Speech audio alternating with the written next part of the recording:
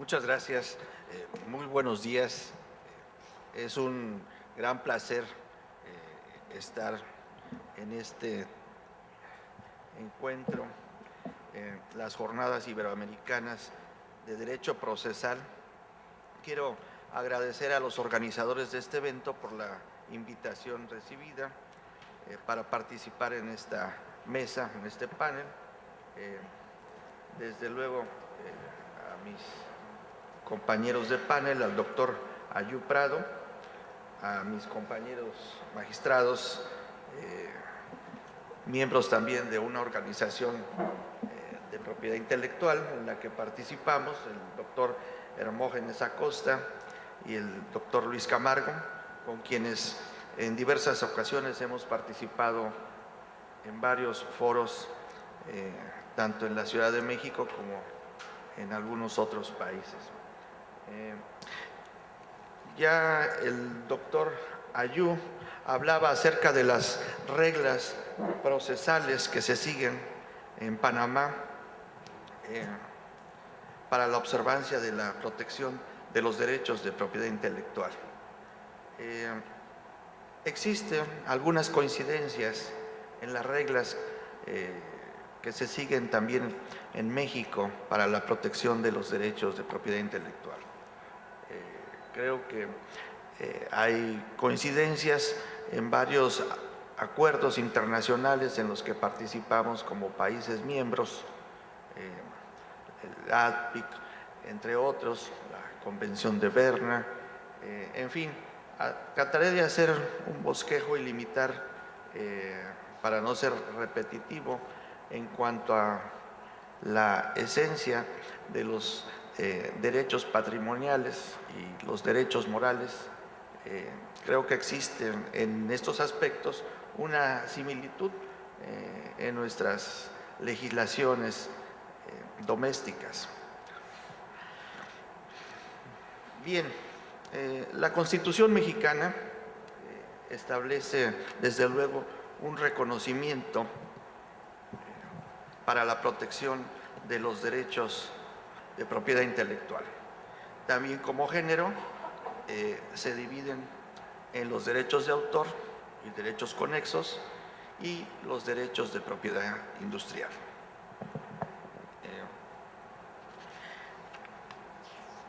Nuestra legislación, ¿sí?, de propiedad industrial mexicana, desde luego protege todas las creaciones industriales, las invenciones, los modelos de utilidad, diseños industriales, los esquemas de trazado, de circuitos integrados y los secretos industriales. Por otra parte, también los signos distintivos, como son las marcas, los avisos comerciales, los nombres comerciales y las denominaciones de origen. ¿Sí? Por su parte, tratándose de los derechos de autor, la protección abarca también las obras literarias y artísticas. Algunas de los órganos encargados administrativos en nuestro país respecto a la propiedad industrial es el Instituto Mexicano de la Propiedad Industrial. Este organismo administrativo se encarga de regular todo lo relacionado con la protección de los derechos de propiedad industrial. También se divide su composición con una junta de gobierno integrada como un organismo autónomo en el que participan diversos sectores del gobierno y un director nacional que es el encargado o representante de esta organización. Aquí se llevan todos los trámites relacionados con patentes, los procedimientos para el registro y la obtención de patentes y a su vez también todos los procedimientos relacionados con las marcas, las nombres comerciales, denominaciones de origen, como lo mencioné ya. Por otra parte, en nuestro país también otra de las autoridades es el Instituto Nacional del Derecho de Autor, ¿sí? Este organismo, a su vez, se encuentra facultado para llevar a cabo la protección de los derechos de los autores, compositores y sus derechos conexos, desde luego, para, como bien lo explicaba el doctor Ayú, para poder explotar estos derechos autorales.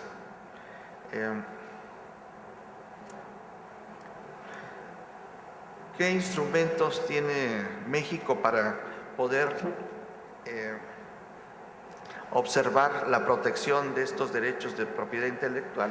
Bueno, entre los convenios internacionales que tenemos y que rigen en esta materia, tenemos el Tratado de Libre Comercio de América del Norte, que se firma a principios de los años 90 entre Canadá, Estados Unidos y México respecto al libre comercio.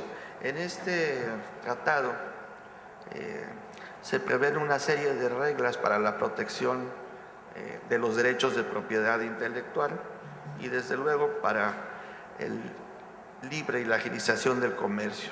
Algunas esquemas de medidas, de reglas procesales y de medidas cautelares, como el aseguramiento de mercancías, que también se reproducen en la legislación nacional. Otro instrumento internacional con el que contamos es el acuerdo, el ADPIC, el Acuerdo sobre Aspectos de Derechos de Propiedad Intelectual relacionados con el comercio, del que también formamos parte y del cual nos resulta obligatorio una serie de reglas para la protección de estos derechos de propiedad intelectual. El Convenio de Berna para la protección de obras literarias y artísticas, la Convención de Roma sobre protección de artistas, intérpretes o ejecutantes, los productores de fonogramas y los organismos de radiodifusión. El Convenio de París para la protección de la propiedad intelectual es un instrumento que se utiliza mucho y que rige en la normativa nacional, que siempre protege, desde luego, el primer uso, ¿sí?, de la marca o de estos derechos de propiedad intelectual. El convenio que funda la Organización Mundial de la Propiedad Intelectual, la OMPI, o WIPO por sus siglas en inglés, y el Tratado de Cooperación en materia de patentes y su reglamento. Dentro del derecho nacional doméstico podemos señalar como normas principales la Ley Federal de los Derechos de Autor, que establecen una serie de normas tanto de carácter sustantivo como procesal para la protección de los derechos de propiedad intelectual. Su reglamento, la Ley de Propiedad Industrial, relativo al procedimiento para el registro y validación de las patentes, las marcas, los nombres comerciales, las denominaciones de origen, y la ley aduanera, que, como bien se decía aquí en esta mesa, las medidas en frontera para establecer los requisitos que deben buscarse para la protección de estos derechos en el comercio entre nuestras naciones y otras con los que se tienen trato. La suspensión es importante como medida cautelar y el aseguramiento de mercancías que puedan contravenir estas disposiciones. Es común en México la violación a estos derechos de autor.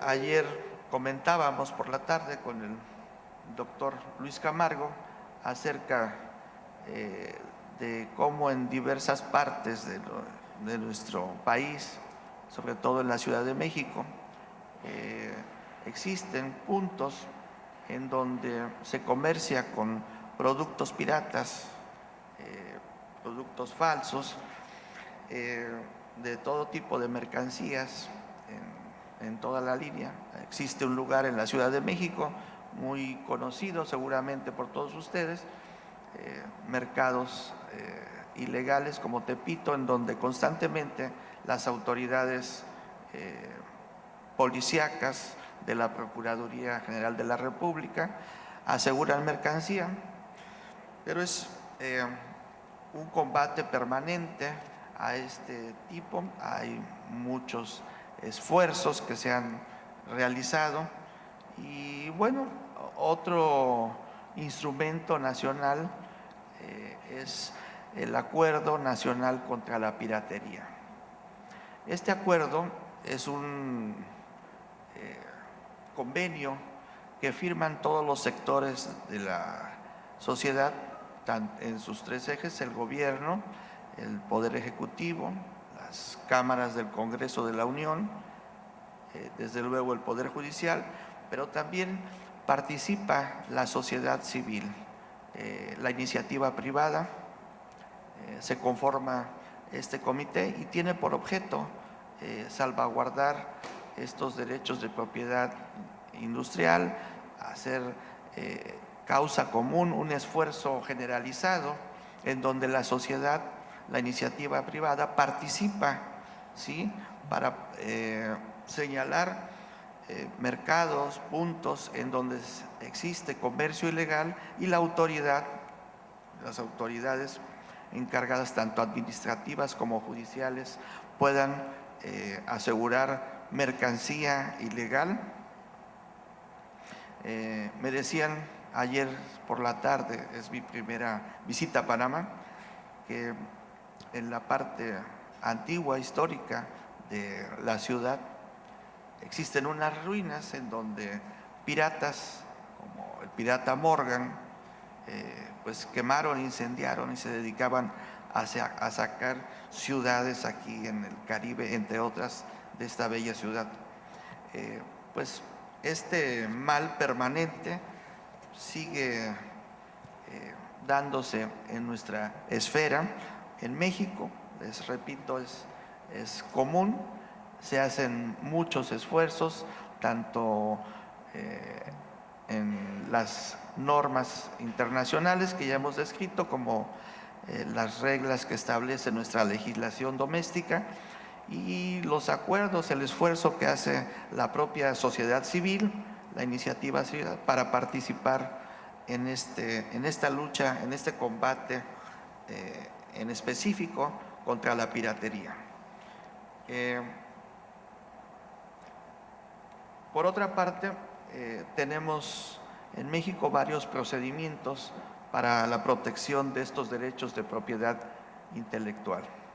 Uno de ellos es el procedimiento de declaración administrativa de infracción, que se tramita ante el INPI, el Instituto Mexicano de la Propiedad Industrial, ¿sí?, y que tiene por objeto sancionar los actos que atenten contra los derechos de propiedad, conocer de las infracciones e imponer sanciones cuando en materia de comercio respecto de los derechos de autor.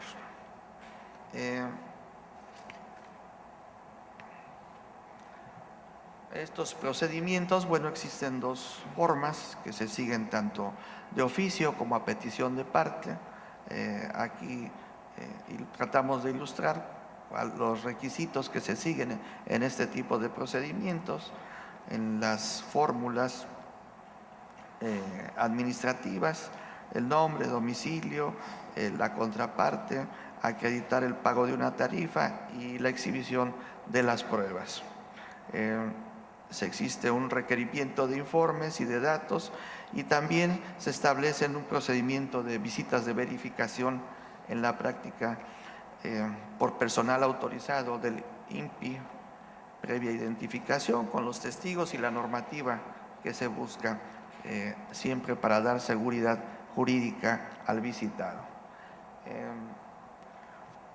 ¿Cuándo procede este tipo de infracción? Bueno, cuando del resultado del procedimiento se comprueba la comisión de infracciones o un delito.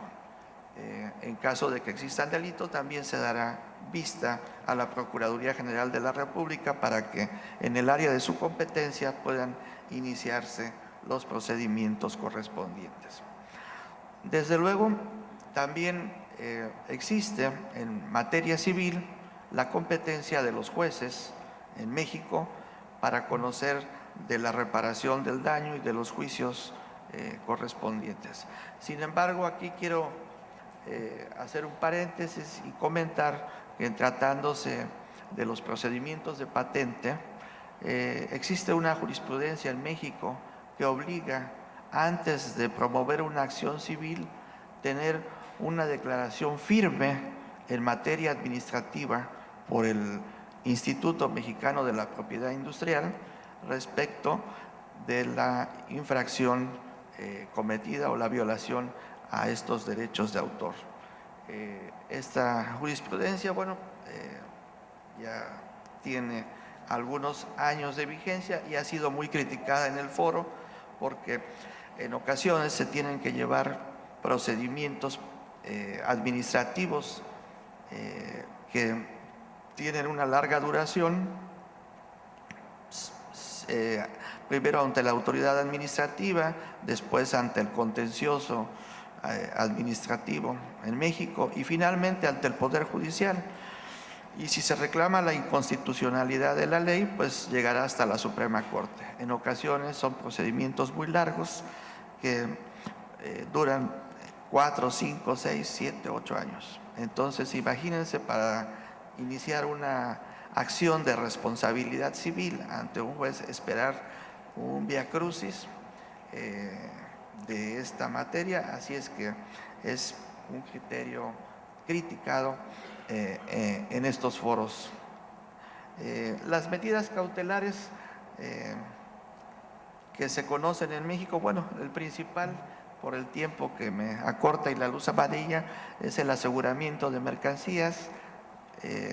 Recientemente se están explotando varias minas en México sobre hierro, sobre varita, cobre, cobalto y otros materiales, y existe comercio internacional a China, se compra la mercancía, se hacen los contratos de estas minas para exportarse a través de los puertos de embarque de Lázaro Cárdenas o Manzanillo, y recientemente el gobierno federal, a través de las instancias correspondientes, hicieron aseguramiento en Lázaro Cárdenas de mercancía en los puertos de embarque para el traslado.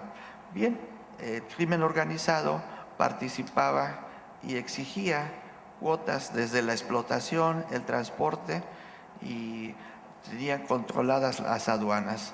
Creo que una de las medidas que se han tomado en México, en este caso, para combatir este tipo de infracciones, pues fue desde luego combatir el aspecto económico, el área financiera, en donde el crimen organizado se mueve para obtener recursos y poder realizar sus actividades ilícitas. Los aseguramientos se han liberado en gran parte estas cargas y pues mal que se ha dado. Nuestro país vive una escala de crimen organizado que ha permeado en todo el país, y bueno, se han dado una serie de, lamentablemente, de situaciones, no solo en el combate. Tuvimos en el sexenio anterior el presidente que concluyó sus funciones, inició una guerra, le llamó, contra el crimen organizado, contra el combate al narcotráfico, que trajo más de 100,000 muertos, al menos los que se conocen en estadísticas, y una serie de descomposición en las instituciones del Estado. Hoy vemos en un nuevo gobierno que recibe un Estado muy dañado en nuestras instituciones, que ha penetrado en la esencia más fuerte en el crimen organizado. Vemos así, por ejemplo, cómo han surgido en varios estados de la República Mexicana las llamadas autodefensas, que son organismos de la sociedad civil para ejercer acciones que le corresponden al gobierno de la República. Lamentablemente es la realidad y bueno, está a la vista de todos. Esto sale en los diarios, en la televisión, en los medios de comunicación. Es algo que no podemos ocultar. Es una verdad que está a la vista de todos y bueno, que quiero comentarla también en este foro porque nuestras instituciones se están desgastando, deteriorando y hay lamentablemente este desgaste de nuestras instituciones procesales. En este caso hay lucha permanente de la sociedad civil. Por mi parte, ya me marcaron el rojo y concluyo aquí con esto y esperaré a las preguntas o a las participaciones para responder.